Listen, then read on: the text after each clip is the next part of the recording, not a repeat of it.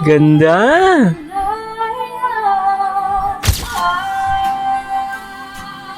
Ganda pala ng boses ni Isabel.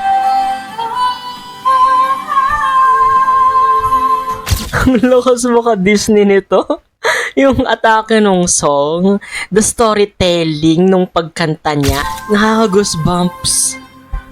The emotion, storytelling, ang perfect. To be honest, isa talaga sa mga talent or kakayahan ng mga sangre, specifically ng mga Adamyan, ay yung pagkakaroon ng kanilang napaka-angelic at napaka-ganda na boses.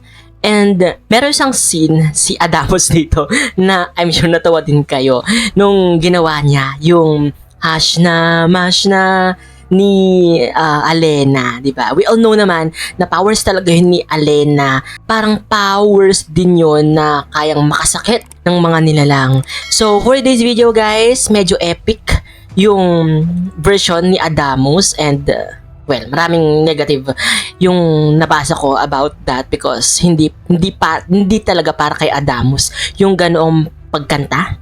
But finally, maririnig na natin ang isa sa mga kakayahan ng mga Adamyan, ng mga Adamyan. Ito ay yung kung dati kung merong awit ni Lyra, ngayon naman ay merong awit ni Armea na pinamagatang Malaya dito sa may Encantadia Chronicles Saga. So for this video, silipin natin ito at pakinggan na rin natin. Let's go! Okay.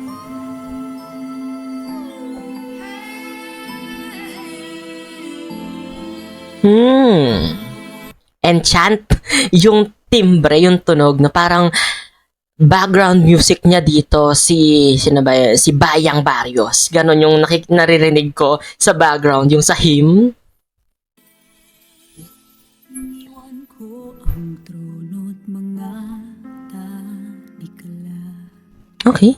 Ngayon ang daigdig ay akin na. In fairness, ang linis pala ng boses ni sino ba to? Si Isabel Ortega. Napakalinis pala ng boses niya. Ganda sa pandinig. Ang nakukompare ko siya sa pagkanta ni Thea Astley. Ganun kalinis. Wala nang utos, wala nang takot. Ngayon, ako'y ako, hindi sa kasunduan. Ang lakas mo ka Disney nito. Yung atake nung song, the storytelling nung pagkanta niya at the same time, yung pinahihiwatig na mensahe nung kanta nung saan or pinipilit siyang ipakasal sa hindi niya gusto, no? Okay, sige. Ngayon ako'y malaya sa aking lilipad, walang batas o rama na magdidikta. Ngayon ako'y Ganda! malaya, dito ko na. Siguro mas okay to kung panira. For me, agree kayo dito. Paninira yung LED talaga sa background. Maybe ang nakikita ko dito sa pinahihiwatig niyang Malaya is nasa outdoor place siya or saan man sa Encantadia na mukhang natural yung mga scenery. Ganun yung nakikita ko dito. Pero okay, good thing yung message niya is about sa pagde-decide niya sa sarili niya na maging isang malayang engkantado. Takbo ang lakas na di ko alam. Tinanggal yung ponytail niya.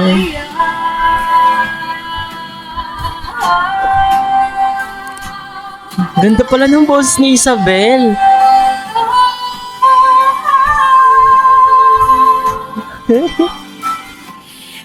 Lakas maka let it go, let it go. Lakas maka frozen ng atake niya. Parang the calls never bothered her anyway.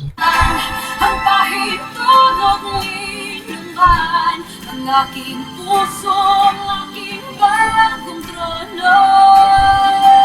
Eh, nice. The wordings though. The wordplay. Kasalanan man, hayaan mong ito ang maging awit ka.